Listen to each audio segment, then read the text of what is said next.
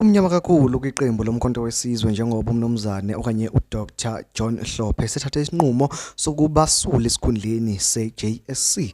Angiqale ngobingelele ngikwamukela le channel Maswidi Mina Production okubingelelayo umxolisi mfana kaDlomo waphansi le enkandla. Mangabe uyaqala ukufika cela ukuthi ngenzele isiqiniseko sokuthi uxhofa subscribe bonke ubale video shaw like bese ke uyakhomenta kulolu daba lo namhlanje. Nganisa kwethu ezingena njengamanje kunjengoba ubona lapho esithumeni sakho incwadi ke le ebhalwe liqembu lomkhonto wesizwe beyithumelela ke ku speaker we-National Assembly bathi cha sekunjalo ke njengokucela kwenu umnumzane okanye uDr John Hlophe uyasula esikhundleni se-JSC. Mangabe iqhubeka ke incwadi yomkhonto wesizwe ithi ke babona sengathi kukuhlukumezeka kwamalungelo abo, bathi JSC ihlukumeza ilungelo lomkhonto wesizwe lokuthi umuntu osukele eqeqenjini elidayo kumaqembu awuphozayo ajike ngabikho kwi-JSC. Bathi ke lokho bakubona ke njengokuhlukumezeka section 1781H ye-Constitution. Baphinde ke futhi ke baveze ngokuthi babona sengathi kukuhlukumeza abantu bomzansi Afrika nabo bonke abantu abakhethe